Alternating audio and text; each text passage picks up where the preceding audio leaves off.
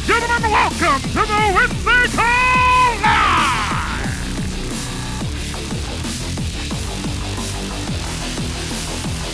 Hosted today by special guest hosts Stephen Davies and Ed Soto!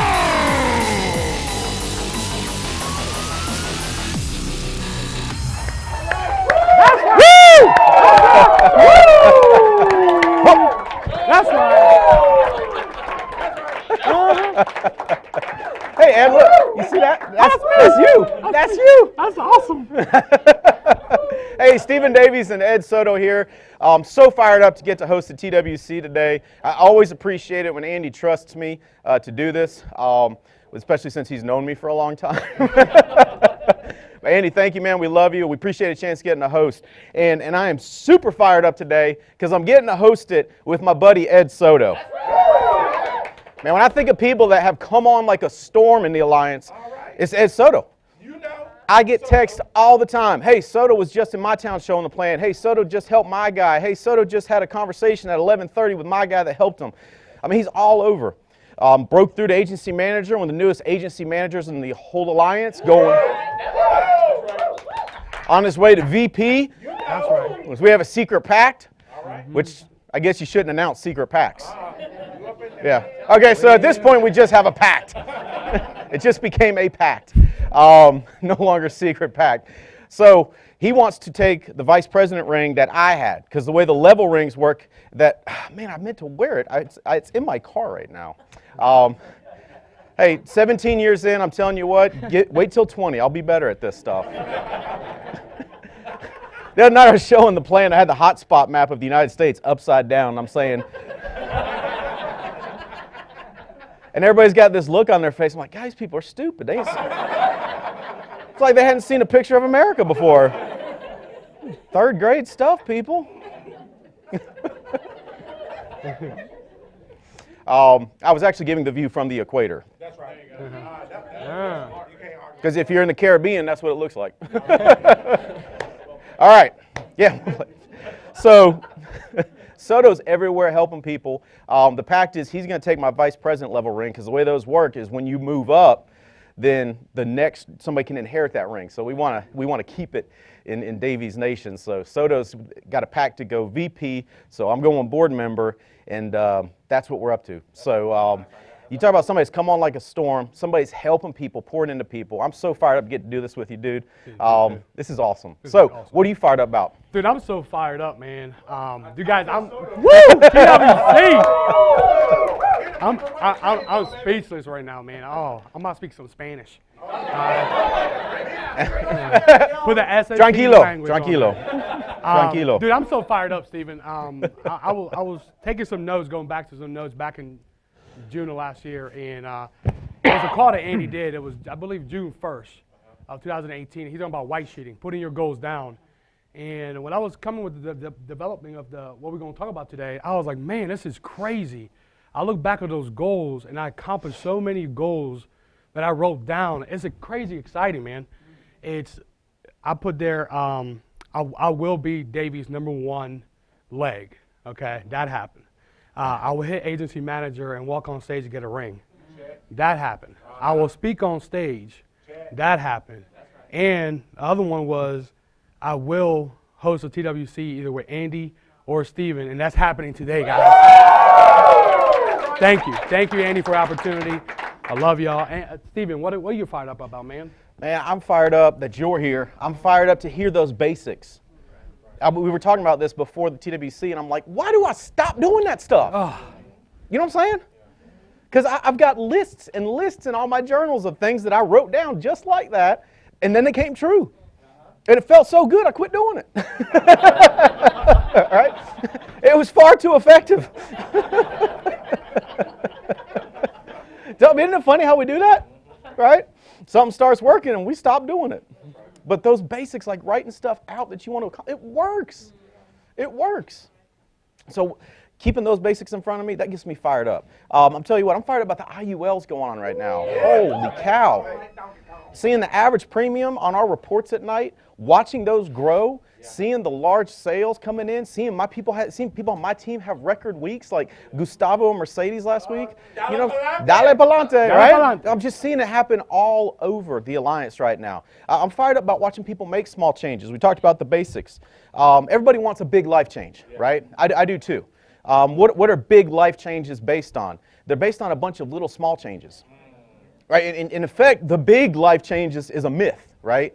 And that's what you see low performers always waiting on. They're waiting on that big life change, that defining moment, right? It's like, come on, you watch too many movies, man. It don't work like that. It's a bunch of little changes that add up to a big, big change. And I'm seeing that all over the Alliance. I'm seeing it when I'm out there showing the plan. I'm seeing it on my team. I'm seeing it in this room. Small changes. People are making small positive changes, and I know where that goes. And that's one of the things I'm fired up about. I'm fired up about the future. Just thinking about the arc, and as we continue to get that implemented, what the future holds, like the next 5 years. You know, right now, we look at what we put in place. I'm telling you, Terry, 5 years from now, we're going to go, holy cow, what an amazing change we put in with the arc. And what it's going to allow for future growth. The change in the levels where people can just move up now. I love showing the plan now. Because back in the day, I used to show the plan. I'd say, you can move at whatever speed you want, which is true-ish, right? Because it's true-ish. It has a Truey type feel to it. But you'd point to the levels and you'd be like, you can move as fast as you want, which is true-ish because you can, right? But you did have to do 2 months at each level.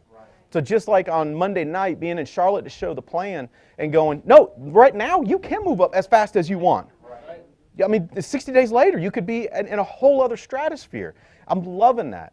I'm loving, too, what I'm seeing as far as the Alliance culture continue to grow and get tighter. Yeah. You always tell a lot about a culture by how it moves through change. That's right. If the culture's shaky, change will just, right? But you look at the changes we move through the Alliance, the speed bumps that are inevitable with change, how we're moving through those together. Right. I love seeing that and feeling that. And I'm fired up about Paris. Yeah.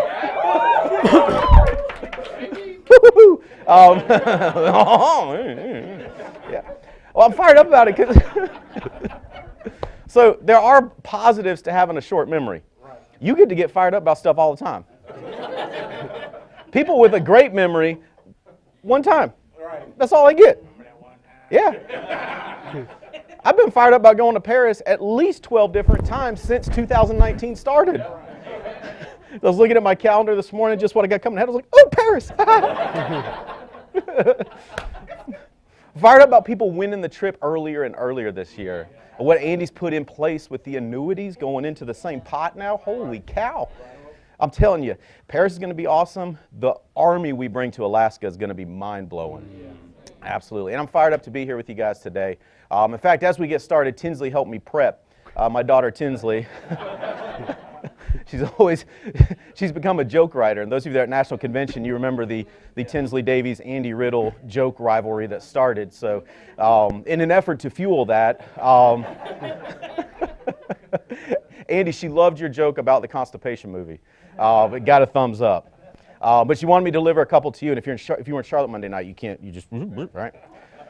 So the jokes that Tinsley prepared for me today is, one, why can't you hear a pterodactyl pee? Because the P is silent. That's a phonics joke, baby, from my 7-year-old.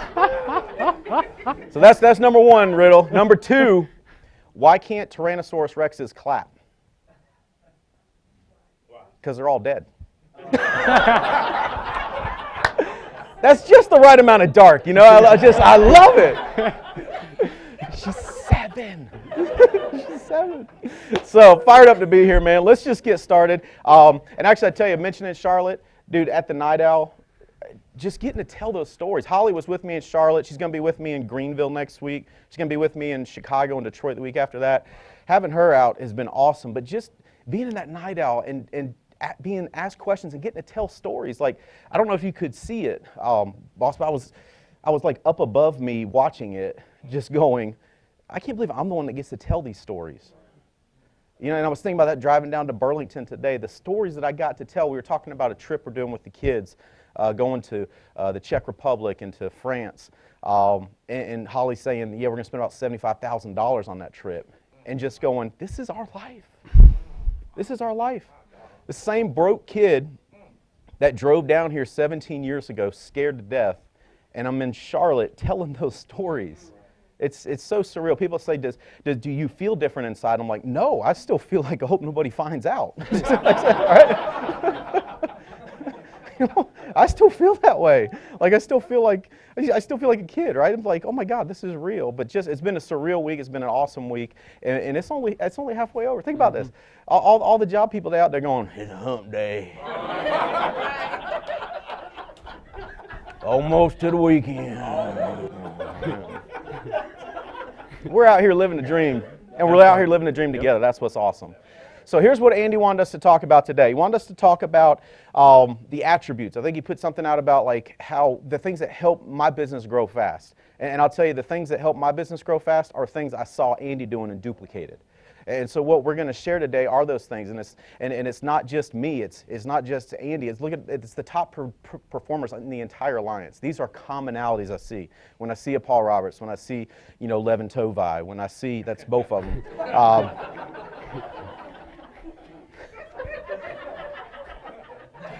Look it up. Look it up. I need to go post something on.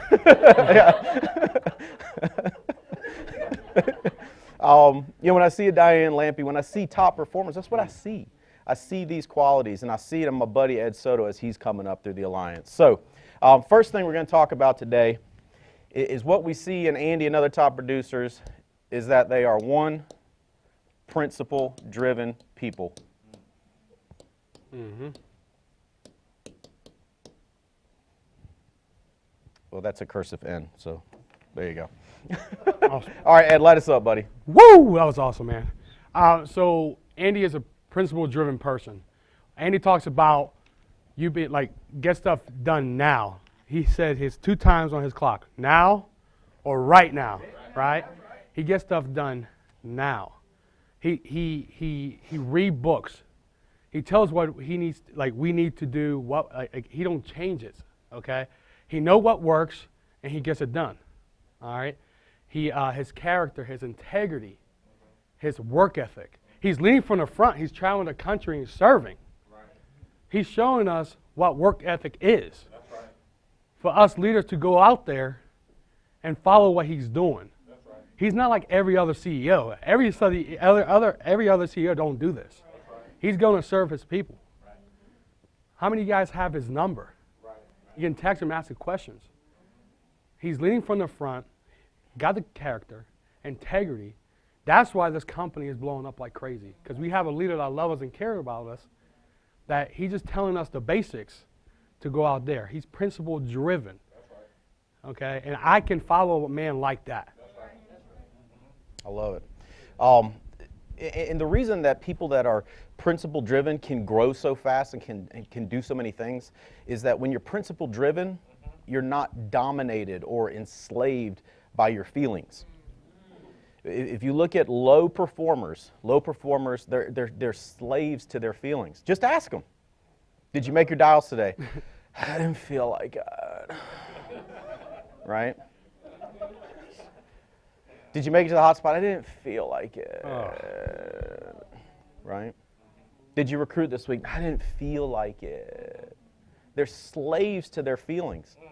They get down and they do nothing. Let me tell you something. Top performers, they get down too. Yeah, they do. Do I get down? I get down too. Does Andy get down? Andy gets down too. Does Andy deal with disappointments? Yes. Does Paul Roberts deal with disappointments? Yes. Everybody does. It's funny. Low performers, it's like they feel like that, like they have a monopoly on tragedy. Yeah, it's the truth, right? Yeah. They're going to have to appear before a government panel and answer questions because they have a monopoly on tragedy, right? Senator, yes, we do have a monopoly on tragedy, right? They have to answer those questions like on the news or whatever, right? Because they got a monopoly on tragedy. It's the only ones that anything bad ever happens to. They're the only ones that don't feel like getting up in the morning. Some mornings I wake up fired up. Yeah. Some mornings do I go, oh, dear Lord. Yeah. I'm just being real with you. Are there times that I travel to go do hot spots that as I'm leaving to go there, I'm going, man, I just want to stay home today. Right. Which, by the way, getting this stuff down early is important. Yeah, I never understood when broke people like to stay home so much. Yeah, it makes no sense, right? I mean, sometimes I just look at people like, God love you. If I was as broke as you were, I would stay on the road. Because anywhere's cooler than still living with your parents at your age, you know what I'm saying? Or anything's cooler than, like, once you grow and you perform at a high level, now you've got amenities to overcome. When I was broke, I stayed out there running appointments and hiring people and doing meetings. Why? Because I was broke. And hanging out in a crappy apartment with no cable is no way to live, you know what I'm saying?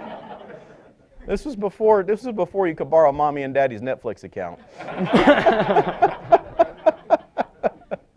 Low performers watching mommy and daddy's Netflix instead of making it up. Because they don't feel it. They don't feel it. They don't feel like it. They don't feel like it. Principles help you free yourself from the slavery to feelings that most people are. And I'm talking like top 5% versus 95%. 95% of people are driven by their feelings. And they're driven by negative emotions because they're not principle driven. I was thinking about this on the way down. I came down last night, and you ever seen one of these crazy people in traffic? And then they take the time on the interstate. And this always blows my mind, Chair. I never understood the need for this. This person took their time to roll down their window to shoot a bird to the person that they were upset with in traffic. I guess so. I was just like, roll the window down. It seems unnecessary. The windows aren't even tinted. It's raining too. It just made no sense. Don't show them. And see, that's the other problem too with this whole scenario. As I'm watching it unfold, I'm like, it takes a long time for a window to roll all the way down. So it's not like a great reveal. You know what I'm saying? Like, it's not like, whoop-ah!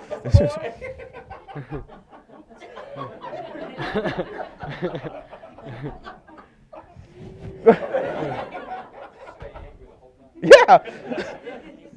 I had to admire the focus. I did have to admire the focus.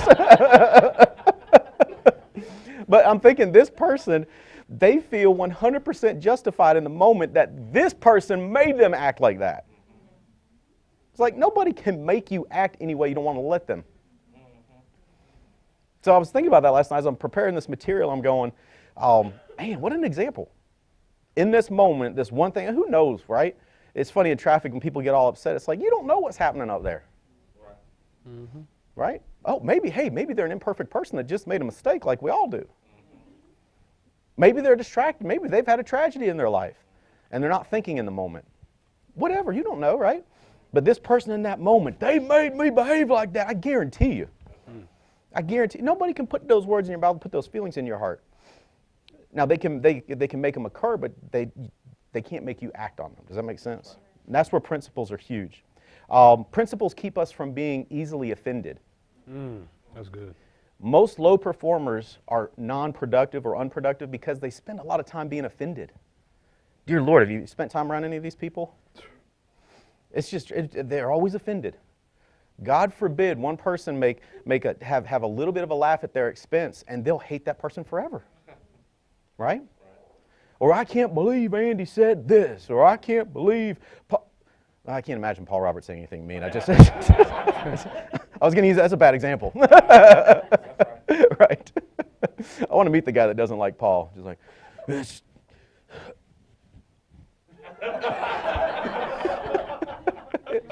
Right, yeah, smiles too much. All that hugging on people. It ain't right. So let's not use Paul's example. Let's use me as an example, right? God knows I've said something that's offended somebody, right? And it's going to happen. Why? Because I'm imperfect, right? So when we're principle-driven, we don't spend time being offended. It's wasted time. Name anything that, I'll give you $10,000 if you could name something amazing and productive that came out of you spending time offended for a long period of time. Nothing. Name one great invention that came about that mankind enjoys now because the creator was super offended for 3 months and just sat and brooded, right? Brooding is non-productive. Anytime I see somebody brooding, I'm like, don't worry, you'll be dead soon. Yeah. I mean, you're clearly not enjoying this moment, so good God, just get over it. Smile, be happy, right? Principles keep you from just brooding, keep you from getting stuck. Let me tell you something else about principles. They keep us from getting too many ego involvements. Ego involvements are very unproductive. What are ego involvements? Those are things that we allow our ego to pull us in a non-productive manner. Think about this. What keeps most people from ever getting rich in America? A lot of them is because they're too busy trying to look rich to ever get rich. Oh, you preaching that, brother. Does that make sense? That's right. I'm going to keep score today.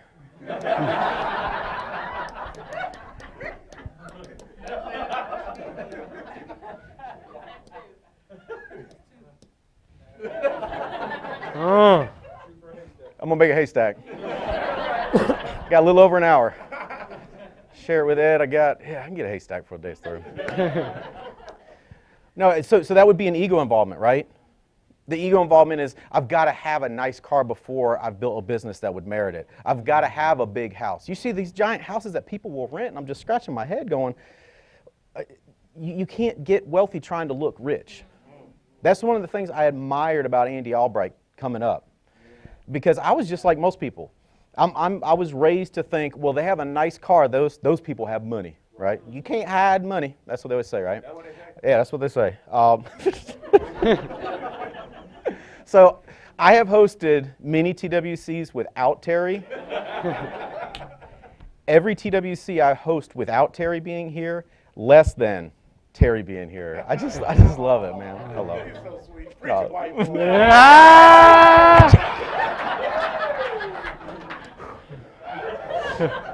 All right. Feeling better, baby. 60% of the way there. No, but those ego involvements. How many guys have done something dumb because another guy insulted their manliness? Yeah. That's where you get the, all right, hold my beer. Hold my beer. I've had several friends end up in the emergency room after those exact words. Right? The enamorment with the appearance of success versus working on actually just becoming a success. The ego involvement of, well, I'm fine. I'm together. I don't need any coaching. I don't need coaching. Or the ego-involved marriage where neither person wants to admit that they need help in their marriage. Or maybe only one person doesn't want to admit that they need help in their marriage. It's like, oh, we don't need help. Why would we need marital counseling? We are happily married, can't you tell? So happy. Super happy. Right? I'm open to any help I can get. Does that make sense? I just want to be better. I want to be better. The ego involvements keep us from ever getting better. Well, principles help us override that. Because when we're principle driven, being a success is more important than appearing to be a success. It takes that veneer, the need for a veneer, you lose it. Does that make sense? That's what keeps Andy seeking counsel. That's why he has people speaking into his life. It's because he's principle driven. If he wasn't principle driven, well, he wouldn't need anybody speaking to his life. And he'd be like a lot of these people out here, right? That's right. I'm the source of all answers. All answers flow through me. Come learn at my feet, my children, right? They'd be one of those guys. Andy's not. He's principle driven. He wants to get better. And that's what keeps it growing. Does that make sense? That's what keeps a marriage growing. That's what keeps a family growing. That's what keeps a business growing, is those principles that keep driving it. Here's the other thing. Principles free us of indecision. Not that you'll always be able to make a decision within 3 seconds, but principles free you from indecision. You think about these people, you ever seen these people that just straddling a line in their life, straddling a big decision? Yeah. And you just look on their face and they're just, They're exhausted. Indecision is exhausting. That energy is being used on the indecision versus making something happen. Principles help us make quick decisions or quicker decisions. Why? Because principles give us clarity. The reason people struggle with indecision is they lack the clarity that comes with being principle grounded. Here's the other thing that principles do. Principles give teeth to our priorities. That's what gives our priorities something to work with. If somebody says they have priorities in their life, but absent being principle driven, those priorities never get acted upon. Does that make sense? Yeah. Here's the other thing. Principles help us create consistency. When you look at principled leaders, there's consistency in their behavior. Right. There's consistency in their words. There's consistency in their feelings. And you can say, I have my feelings. It's going to come out of you at some point. Principles create consistency in your feelings. Principles create consistency in the thoughts you allow yourself to spend time thinking about. Not that you don't have thoughts that you shouldn't think about, but principles make it easier to go, oop, kick that one out. That's out of line with my priorities. Does that make sense? So all of that creates consistency. Here's what consistency does. Consistency creates security in the minds of the people that are looking to you for leadership. So that's why fast-growing businesses, that's why thriving leaders, that's why the top leaders in the Alliance, that's why their businesses can grow, because people feel secure. Think about most people, and I was thinking about me in specific driving down here. I love driving to Burlington because it gives me time to reflect back to my first trip down here, 17 years ago. You talk about a scared person. I was scared. I mean, driving down here on my last few dollars, just going, I hope to God this works. Like, what if this doesn't work? What then? What then? That's right. So realize every new person is likely dealing with that emotion. Yes. And I'll tell you, especially the ones that are acting like they got it all together already. Right. They are tore up inside. Trying to keep the facade going, trying to hide the doubt. So here's what they need from us. They need to feel security. The security comes from consistency. The consistency comes from the principles. And here's why. Because principles never change. Right? Rules change. Interesting read sometimes if you see the different laws that are still in force in your town. They just don't apply anymore, right? Like there's an actual law in Asheville, and if you've been to Asheville, this will make sense. There's an actual law in Asheville that bathing on the sidewalk is illegal.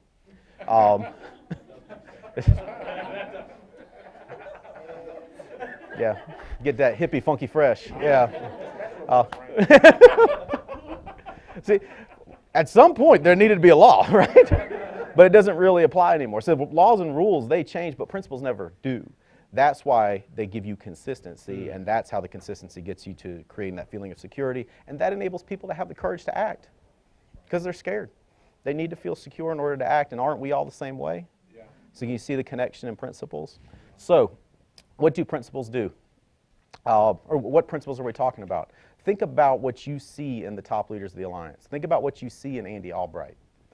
At National Convention on Sunday morning, I did that boat exercise where if you want to determine the wake you leave behind, it depends on what's in the boat. That's the kind of stuff I'm talking about. When you see in Andy and other top leaders integrity, you don't have to worry about the duplicity that we deal with out there when you look at the top leaders. And it's because integrity is the principle they operate on. Do the right thing. It's always the right thing to do the right thing. Especially when it's tough to do the right thing, it's the right thing to do. Think about principles like honor. Yeah. Try and keep a marriage together sans honor. Yes. Try and keep a business together without honor. You can't. Think about other principles like loyalty. You look at top leaders, they're loyal people. Right. You don't have to wonder if the Leventoviches, see it's a lot easier, Leventovi, a lot easier. It's official. Me and Terry, we have a quorum. That's enough for a quorum. The ayes have it. 'Tis been ruled. Henceforth, forevermore. I was just trying to think of like words I've seen on legal documents. Here, Fort 2. That might not be one I saw. You don't have to worry if one of the Leventoviches is doing a meeting and your people are there because they operate on principle like loyalty. Does that make sense? They're loyal to Andy, and so that means they're loyal to us. And so when they do a meeting, you don't worry. I mean, think about some of the other principles. Excellence. Why do top people grow fast? Because they're good finishers. That's one thing I try to get into Chandler's heart, my son. He's 15. He just graduated high school. He just got his diploma. I'm so proud of him because that's one thing I coach him on big time is be a finisher, son. Be a finisher. The world's full of non-finishers. Be a finisher. That's excellence. That's excellence embodied as finishing well. Does that make sense? Right. Look at our other core values of the Alliance. Those are the principles that the top leaders run on. And when you look at those principles, here would be my homework for you. I love giving out homework, mainly because that's why I do the handouts at National Convention. Mainly because I didn't do a lot of it in school. One teacher in particular said I'd never get anywhere. So every time I give homework, there's this little part of me that goes, yeah, you like apples? What was I saying? Crap. Oh, homework. Remember that attention span thing? Which is just a funny turn of phrase. Remember the attention span thing. I just thought of that.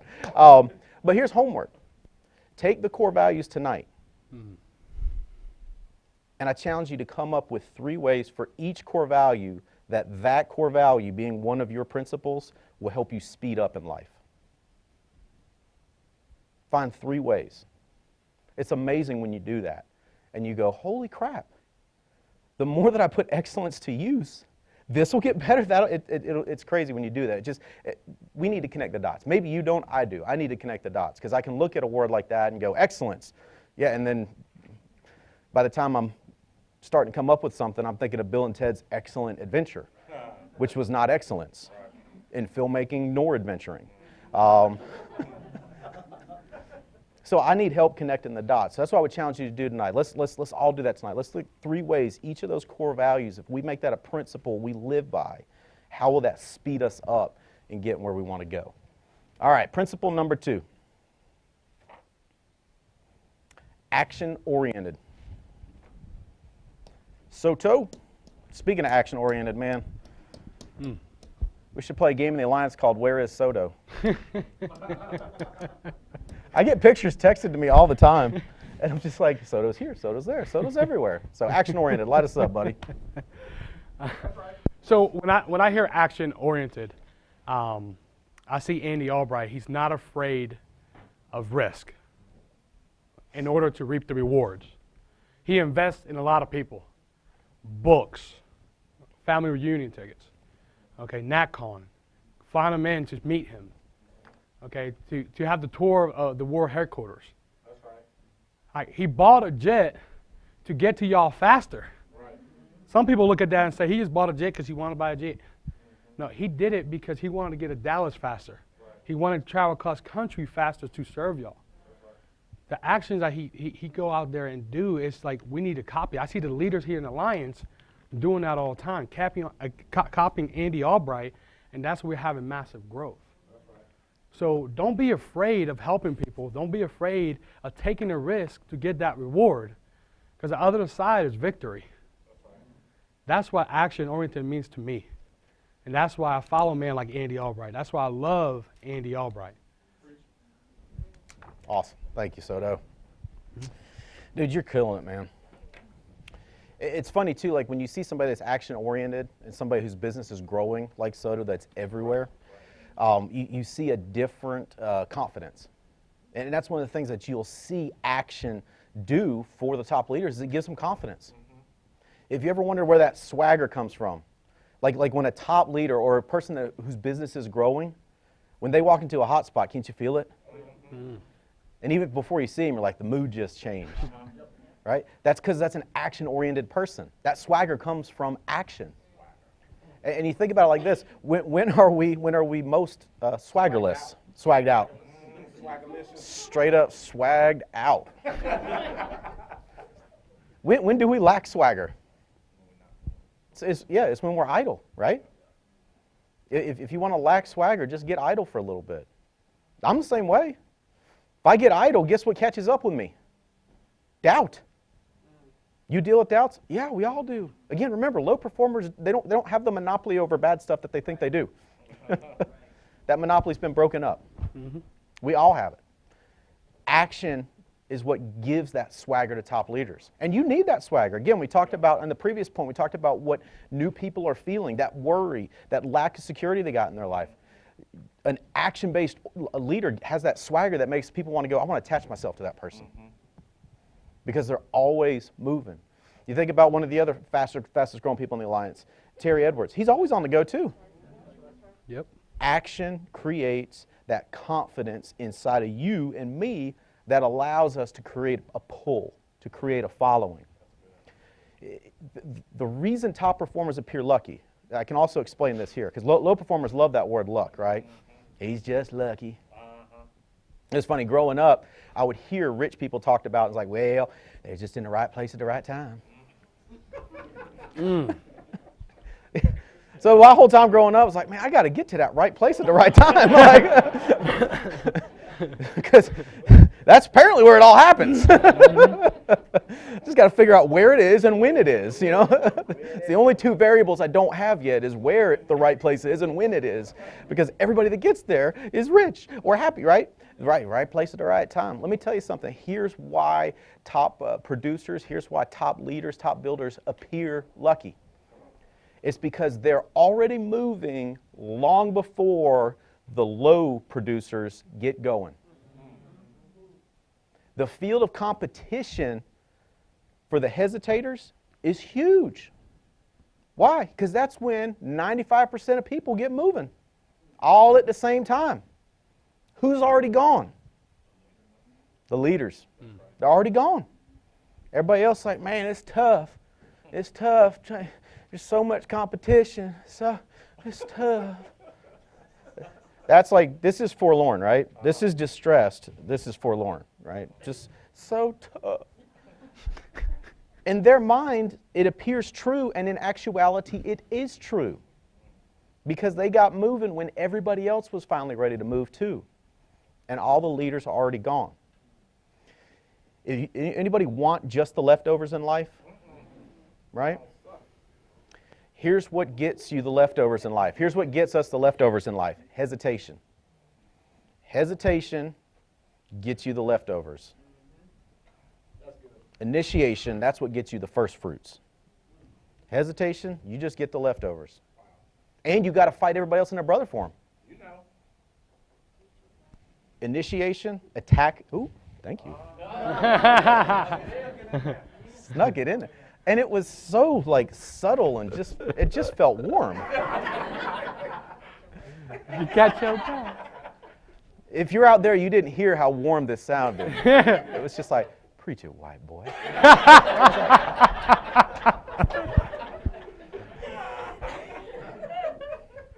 I already took my fish oil capsules, my fish oil capsules, but that did the heart good too. You know what I'm saying? I love it. Yep. The broke people in my life, they're like, he's out there working again. Like, yeah, it's slaving out here. It's tough. Initiation, that's how you get to the first fruits. That's how you get to the best. Making your dials early in the week, recruiting early, and just taking action. Because I got to share a truth with you. And I love you enough to share this truth with you. You will never feel ready. You'll never feel ready. You'll never feel ready. But yet people wait to feel ready. You'll never feel ready. You'll never feel ready. Pull the trigger. Here's the other thing it does. Action helps us connect information. And you know this because you've read about something, trying to figure something out, trying to put something together, trying to cook something, and you've read about it. When did it get clear in your mind? When did the information all start to connect? When you got in action. When you started. And so if it looks like top performers know more than everybody else, it's because they do. It's because the action creates the connection between the pieces of information in their minds and in their hearts. That's why they look more informed. So if you ever wondered, man, Paul always knows what to say. Paul always knows what's next. Diane Lampy, how does she always know how to say exactly what I need to hear? How does Andy always seem to know what's coming next? It's because they do. Because they've connected more pieces of information that they've taken in over the year, and those pieces of over the years, and those pieces of information only connect with action. Now here's the tie-in with principles. Why are principles important? Because all five of these points tie together. Why are principles important? Principles, when we rely on principles, they help us to act quicker with confidence. Yep. Does that make sense? That's why when we try to get the order of these right, we're thinking, well, principles got to be first. Because I won't act fast if I'm not principle oriented because I'm unsure. But when I go, nope, this is the integrity move, we got to go. Now I can move fast. Make sense? All right, number 3. People oriented. That's a good one.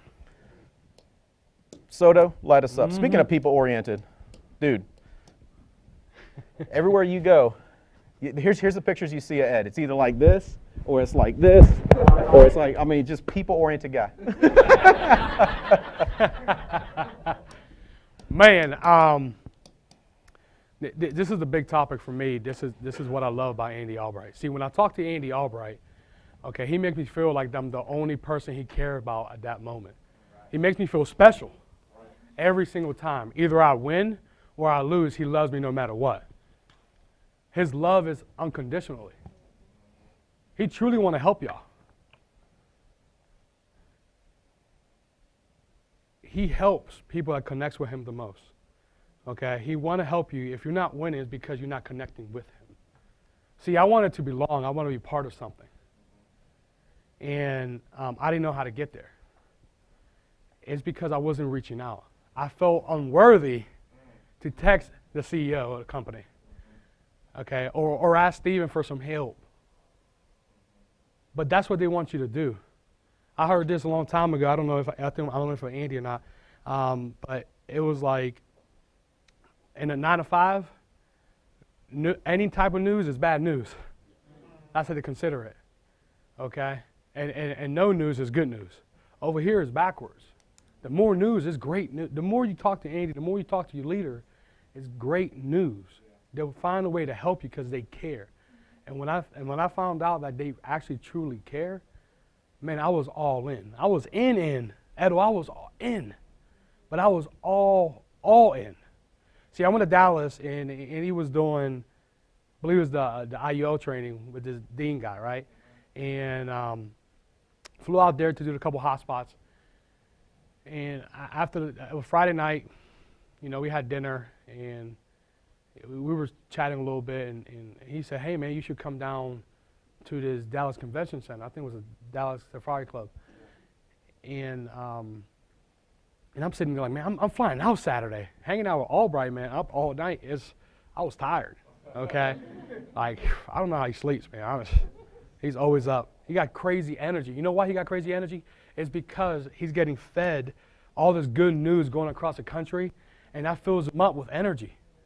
Because the people are telling him how good the company is, how they're having success, because he was there before. Right.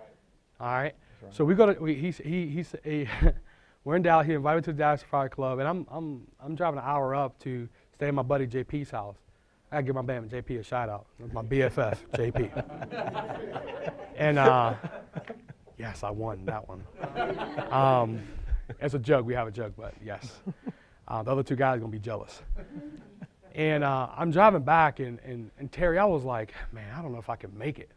Like, I've been up every day early, had to drive an hour back up to my buddy JP's house, and I was thinking not showing up. I think a lot of us do that. But I got a text from Andy Albright, and it was like magically, it's like I walked in the door of Jeremy Patton's house, and I got a text that, hey man, I enjoy your company. Thank you for coming. I can't wait to spend some time with you tomorrow. I got to go now. And I'm thankful that I went because I learned stuff that morning, that day going to the Dallas Convention Center and spending time with him there that a lot of you guys would have. It was crazy. Like Terry was there, but he wasn't in the car with us.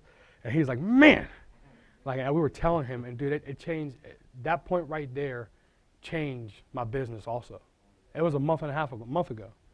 But the way I think, the way he talks to the leaders, the way he invests in his top people, it's more time, and times you don't have any. He's busy.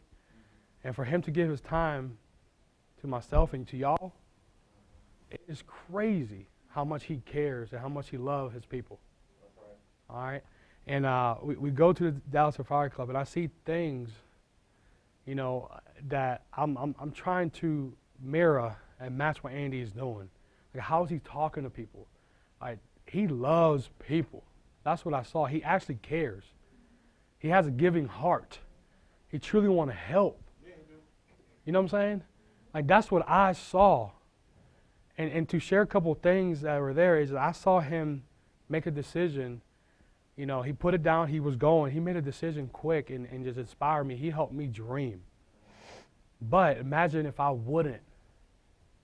I've not shown up. I wouldn't show up that morning at 7:30 in the morning. I had to get an Uber to get 6:30 to go back, and didn't get home to like 12, 1 o'clock to my parents' house.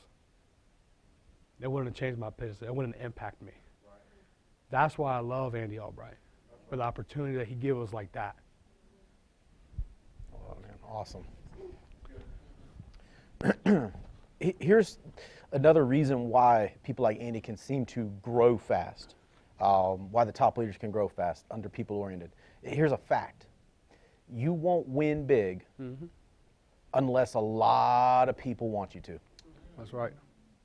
You won't win big unless a lot of people want you to. Wait a second. I've known people that didn't care for people, that chewed them up and spit them out, that built a big business before. I hear you. I agree. But what I said is win. They're not winning. Does that make sense? We all know people like that. I mean, there's millionaires that commit suicide. We all know people like, or we've seen people like that. That's a hollow existence. So when I say win, it's much bigger than the financial piece. You know, one of the things I always tell people that if on my team, and really I say at Hotspots a lot too, if you're under my care, I want 3 things for you. I want you to be happy, healthy, and wealthy. Amen. And when I say wealth, a lot of times people that just meet me, they think, oh, he means money. It's part of it, right? But it's much bigger than that. That's right. When you look at wealth, the definition of wealth to me is number one component is time. People act like money's a big deal, but it's like you can always make more. You got an insurance license, right? You can't create more time. After the TWC's over, this time we've had together will be gone forever. So time is the most important thing. Then warm relationships. That's a huge piece of the wealth factor for me. And then money is a part of it. Well, why? Because when you have money, you can buy your time back. When you have money, you can give to things that you believe in. You can build warm relationships easier that way, right? So it is part of it. But when I say wealthy, that relationship piece is a big piece of it. So when I say you won't win big, that's what I'm referring to. That's right. Winning big is when you have the big business and a friendship like I have with Paul Roberts. That's winning. Winning big is getting a hug from Chris Long when I see him. That's part. And so when I say you won't win big unless a lot of people want you to, that's why the people-oriented part is such a key component of winning. Because winning without people to win with, to me, that's losing. Yeah, it is. Having money without people, that's losing. That's right. And it's not just the business part; it's the life thing. Yes. Yeah. It's the life thing. Anybody got relatives like this? I got relatives like this. In fact, too specific I'm thinking of. They say these words. Oh, we don't like people. We just don't like people. Anybody know somebody? I don't like people. I don't like people. Like, what? What? What? How can you not like people? Right. Wait a second. Do you like people, Stephen? I love people. Do I find some of them extremely annoying? Oh, y'all. Right? What makes it hard to love people? God bless some of them. They just make it hard to love people.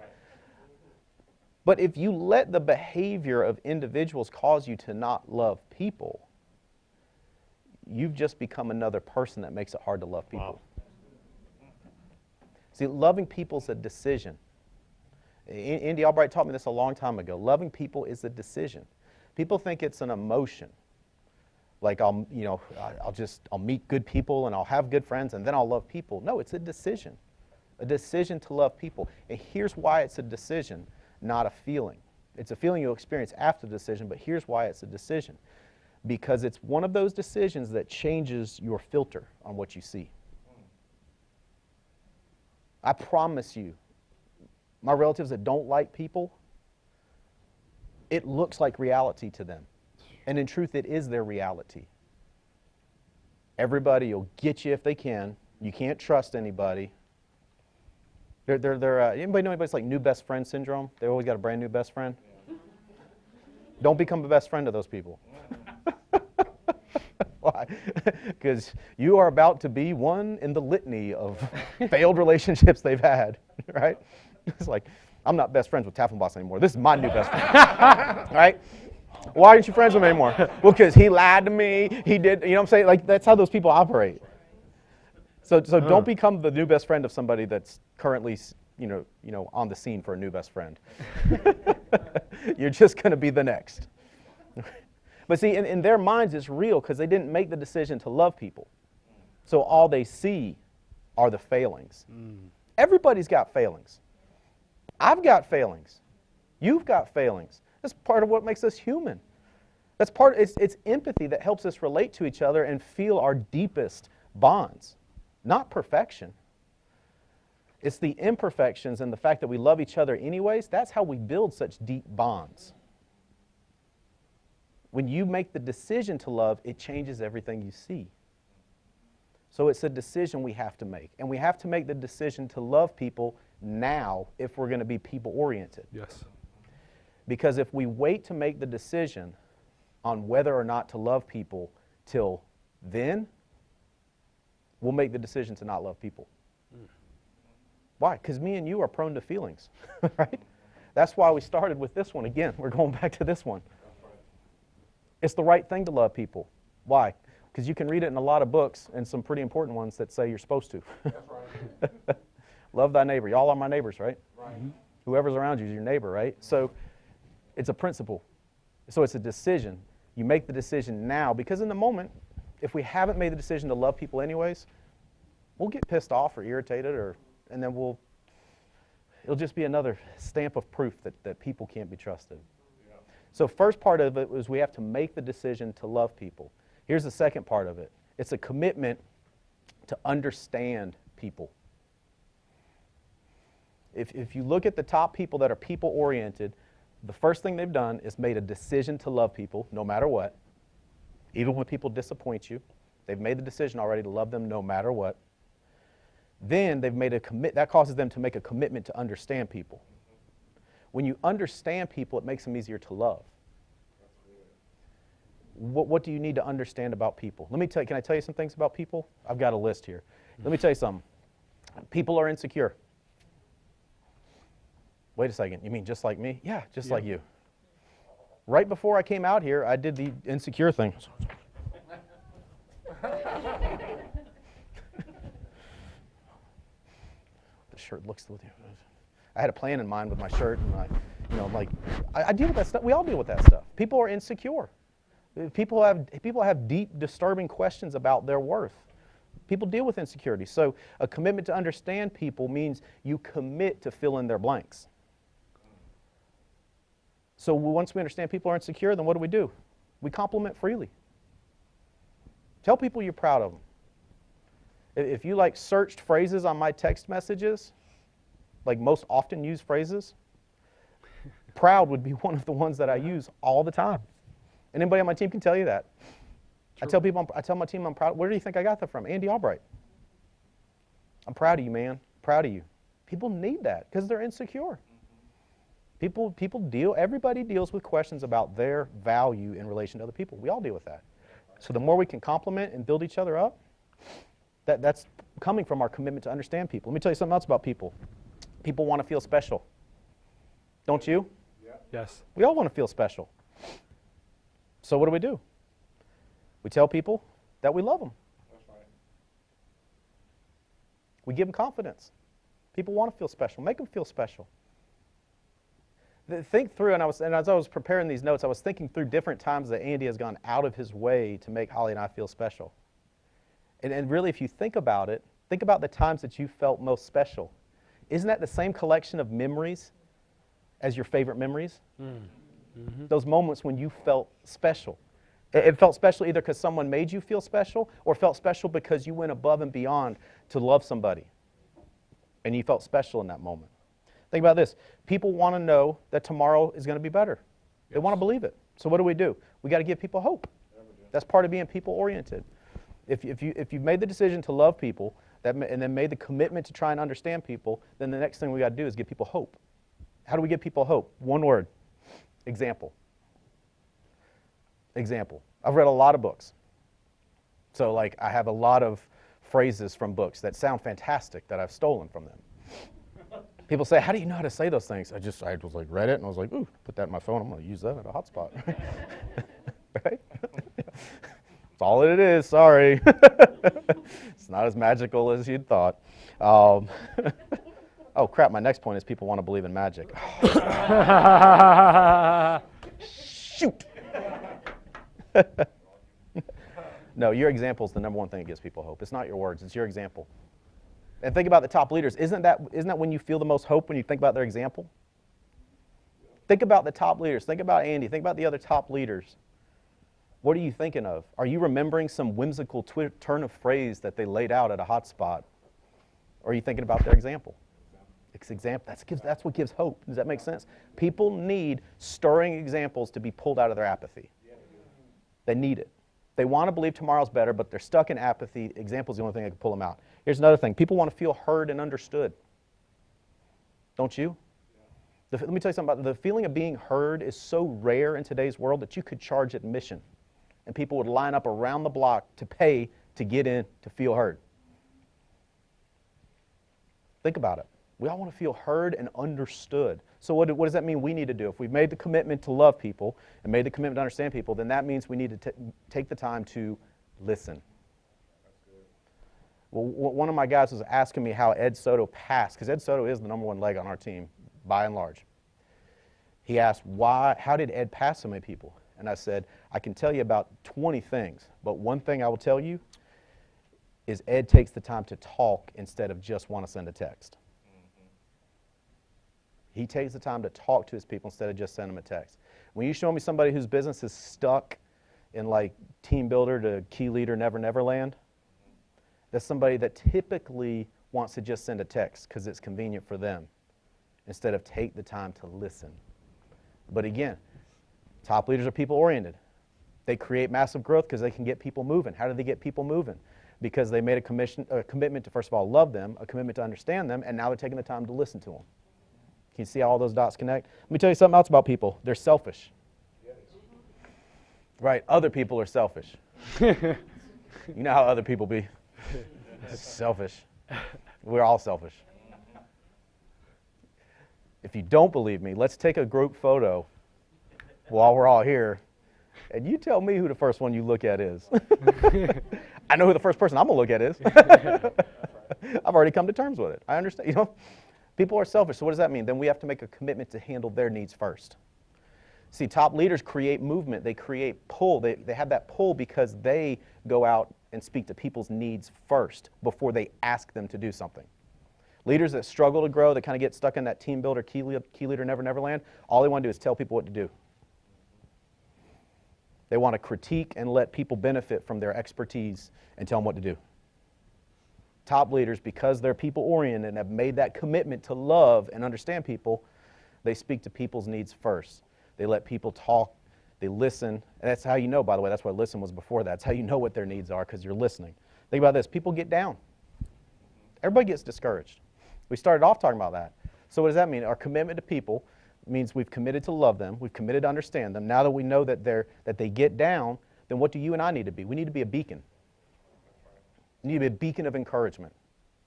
And isn't that what the top leaders do? And it's funny, you'll hear that. And I'm going to work with you on this, so don't get mad at me. If you get mad at me, my name's Kyle Keeter. Sorry, Kyle, you're the first person I saw. Yeah. In fact, the following is something Kyle told me just before the show started I wrote it down because I wanted to say it correctly. Here's what Kyle would like everybody to know. Preacher, white boy.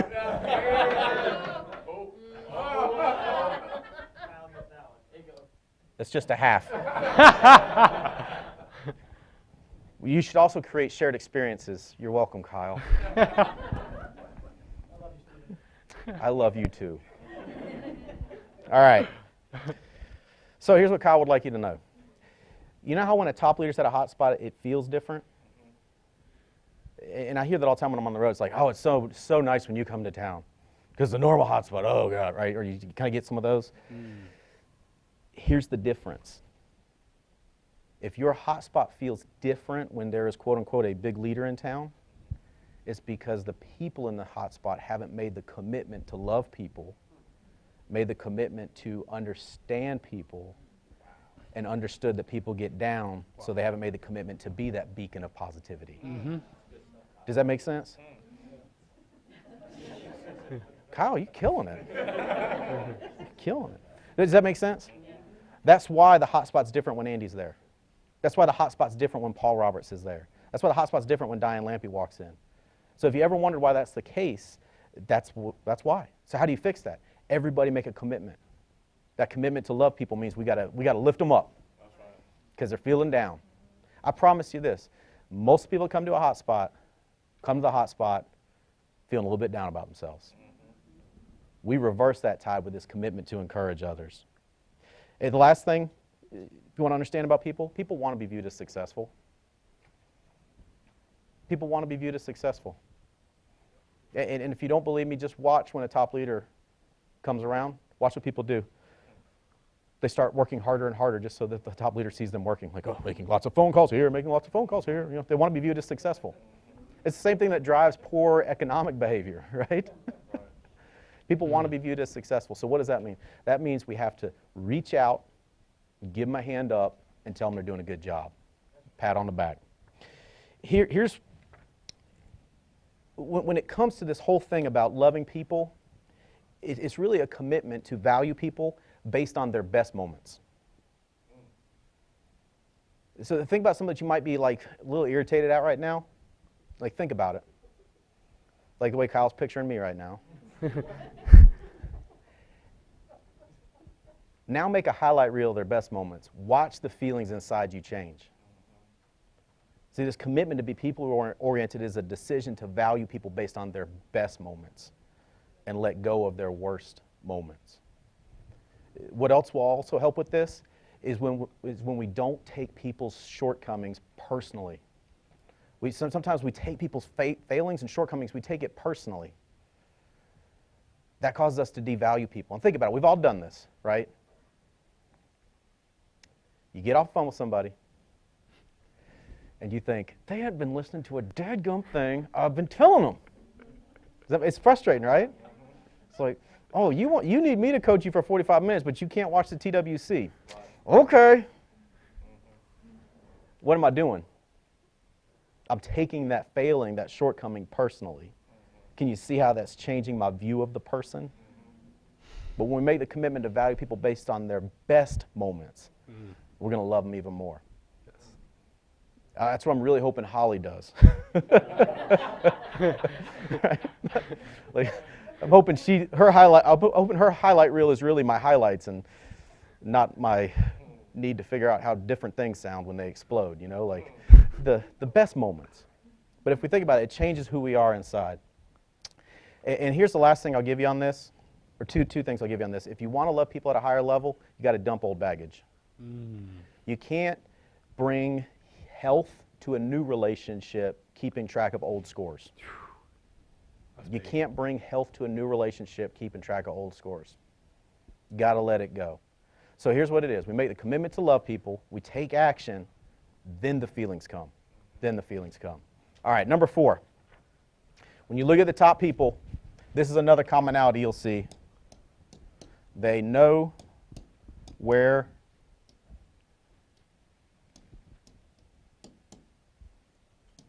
they're going. Soto. Oh, yeah. That's right.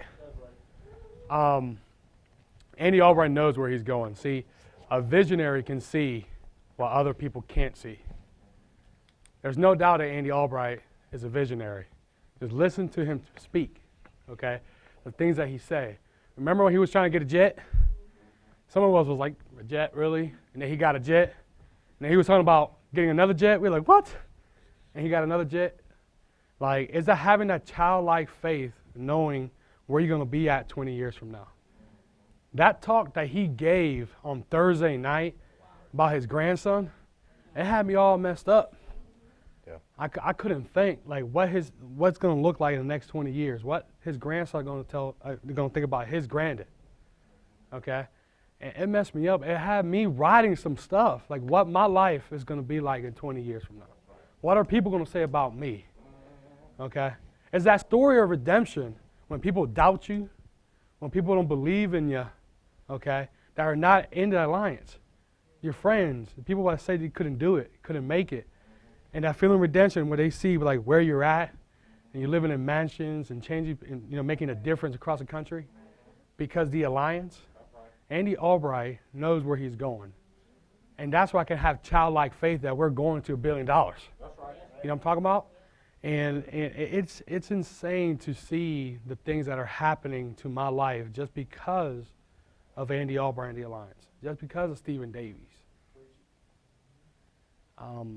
That same day in Dallas, it was the night before, is we hear about all the income and the money and the people, all the leaders making a difference, right?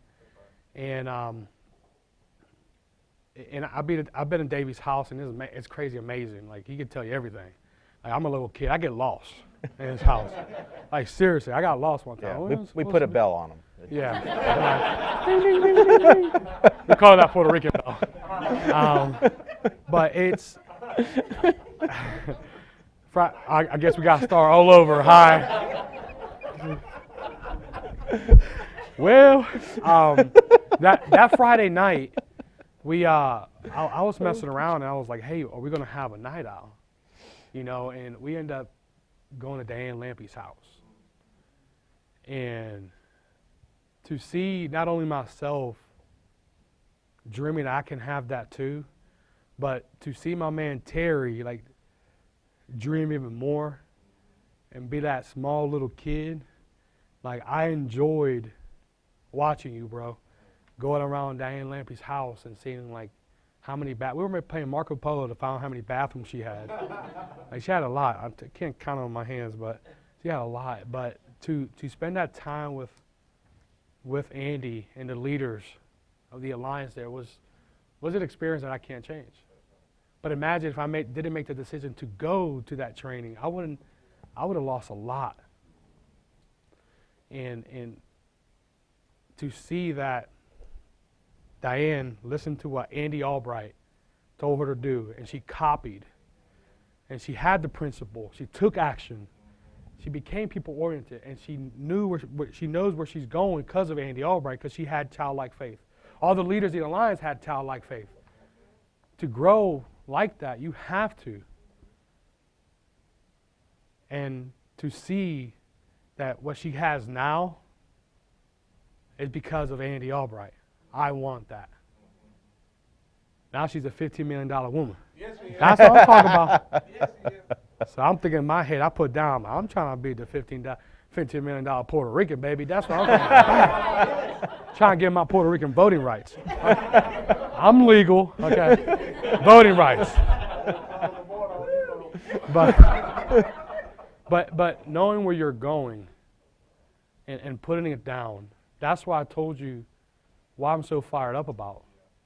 Because now I have to put new goals down because I accomplished so many last year that looking back at it, it's like, wow, it is crazy.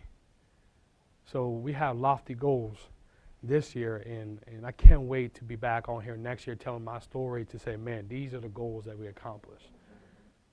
Because there'll be books written about us. Yeah.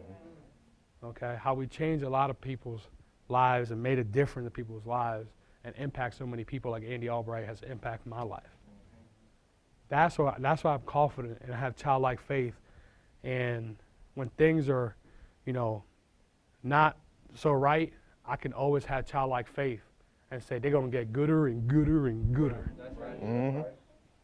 That's why I can have faith and put things down and follow a man like Andy. I love it, man. Awesome stuff, Soto. Man. That's right. What does winning look like for you? Life. The more clarity we get on that, the better we're going to behave. One of my other guys was asking me, how did Soto pass so many people? How did Terry Edwards come on and pass so many people? Why is Brant Swindell growing like crazy? Here's why. Here's what I told him. There's only two things. He's being more effective with his time, or the person that's growing is being more effective with their time, and they're out behaving you. That's it. That's it. There is no magic pill. They're just being more effective with their time, and they're out behaving. So anytime you're getting passed by somebody, or you're not growing as fast as somebody, that's the question to answer. The question to answer isn't what do they have that I don't. The question is, how are they out behaving me, and how are they outperforming me as far as effectiveness. Now, what drives behavior? Knowing where you're going. That's why the top leaders behave better. That's why Andy behaves at that level, because he knows where he's going. Why do people make bad decisions and mess up their lives? Was that the plan? Were they sitting at Starbucks one morning going, you know what? I don't have nearly enough vices. And as functional as my marriage is, well, I don't think I want that anymore. And, if I could alienate all my children,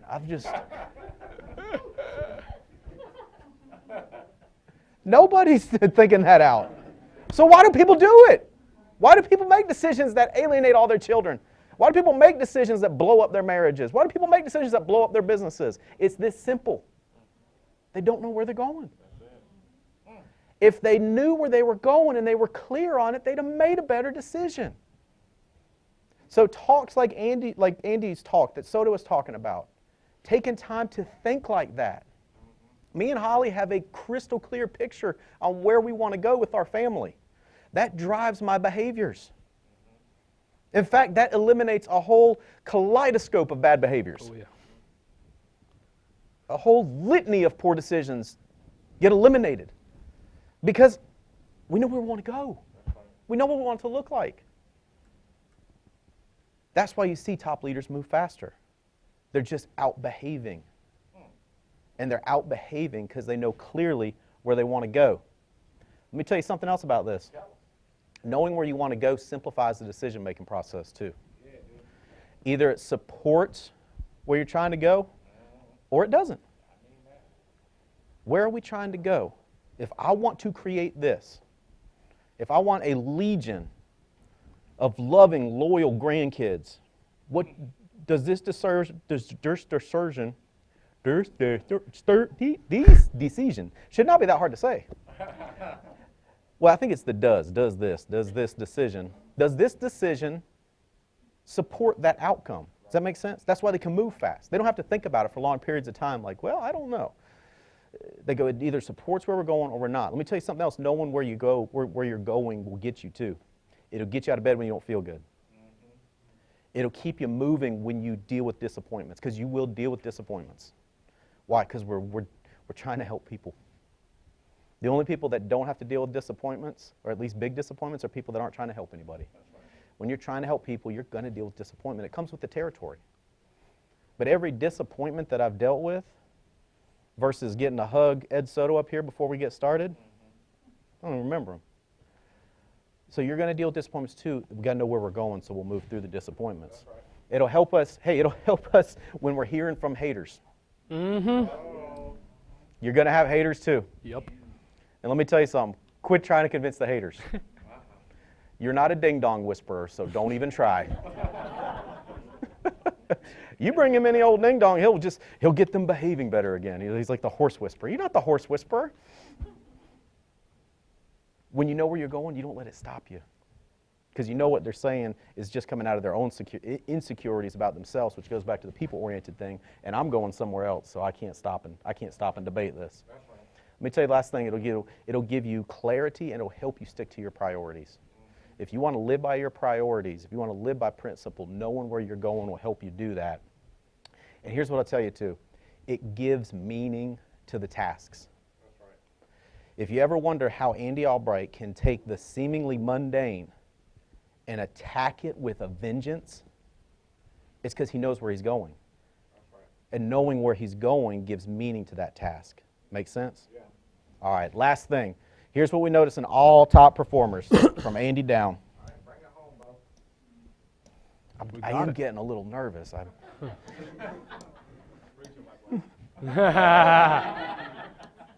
right. Thus concludes today's TWC. Thanks for watching.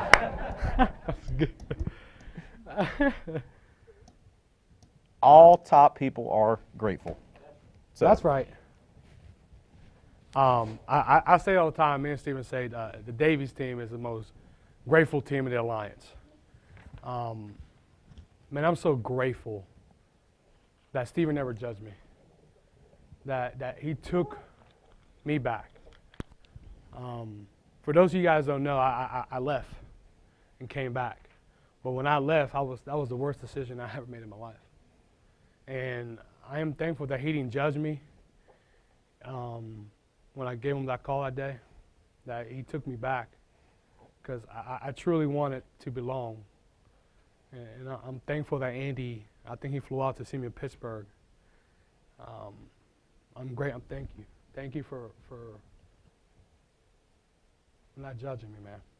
Because other people, when somebody leaves, they would have judged. I don't want them back. And I was at a point in my life that I needed the Alliance. And that's what I do, what I do now. That's why I travel and serve people. That's why I help other people's teams. Because the leaders here at the Alliance, that's what they did for me when I came back. I will spend time with Paul Roberts, and he's pouring into me. That man got a huge heart, man. He loves you. He cares about you. He truly means it. And I'm grateful that I have the opportunity, Stephen. And I'm talking to you guys, all the leaders out there in TV land, YouTube world. I'm talking to y'all, mainly to my man, Stephen. Thank you for being faithful to Andy Albright. Thank you for working hard all those years and following him. Thank you for having childlike faith and following that man and believing in that man. Because now, today, we're reaping the fruits of y'all labors out there. And for us to have this right now, it's just like, it is crazy. Like, do y'all understand what you're capable of doing? And I saw this, and I was like, man, like, anybody can move up. You can go, JBM and get your Puerto Rican voting rights if you want. Okay? Just like me. That's our goal. But before, you could, you had to wait every 2 months. All right? They work hard. All the leaders of the Alliance. I'm talking about, Paul and Diane and all them. Like, thank you for believing in Andy Albright. Because none of us would be here without them. And that's why I'm more grateful, and I have a gratitude heart that I want to love on y'all people, because he didn't turn me down when he could have. He left me, we lost a bunch of business because he left.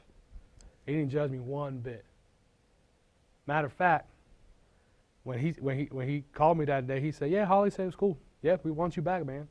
And then for Holly to say that, I will never forget that. Never. I came back and I was like, I ain't recruiting. Remember that? I'm just going to sell. And and then Andy was reading numbers on the board. He goes, Ed Soto for Pittsburgh? He's back. And at that time, Andy didn't have his own jet. He was flying. He said, man, I think we got to make a trip to Pittsburgh. And I was like, man, he coming to Pittsburgh? Like, shoot. I guess I got to recruit now. So, dude, I'm thankful and grateful, man, that I'm part of this organization. and for your Andy's vision, man, and for your love and your gratitude, dude. I can't repay y'all back, but I'm gonna do my best to go out there and serve and lead from the front. You're doing an awesome job, man. Bring it in, baby. Love you, buddy. Love you too, man. Let me tell you something about gratitude.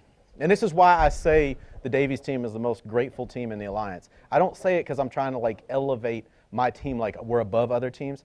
I'm saying it to remind me to be grateful. Does that make sense? So if you ever wonder why I say that all the time, it's because I'm reminding me and I'm reminding my team. Why? Because gratitude is a magnet for all the beautiful stuff in life. Gratitude is a magnet for the beautiful stuff in life. Without a heart full of gratitude, you can't share a hug like we just shared. Without a heart full of gratitude, you can't love your spouse at the deepest possible levels.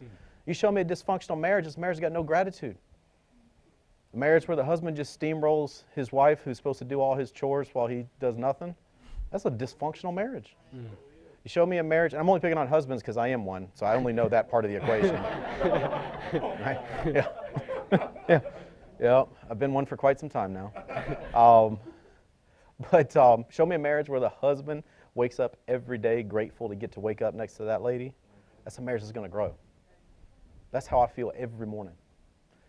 Getting to wake up next to Holly. It's a magnet. Gratitude is a magnet for the good stuff. Yes. It's a magnet for people. It's a magnet for resources. It's a magnet for opportunity.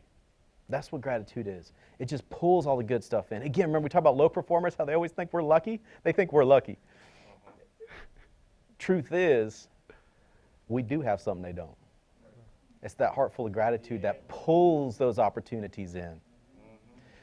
Start each day with gratitude. I see that in the top producers, the top leaders. They start each day with gratitude. They end each day with gratitude. Let me tell you something. When you start each day with gratitude, it's going to enhance every experience and interaction you have. How do I know? Because I've tried it both ways. Waking up pissed off doesn't usually turn itself around. You ever woken up pissed off and then the first person you meet says, "Hey, it's so good to see you. I'd like to list 12 things I really like about you." Yeah. You know, because when you wake up pissed off, you're like, you don't see the stuff around. Does that make sense?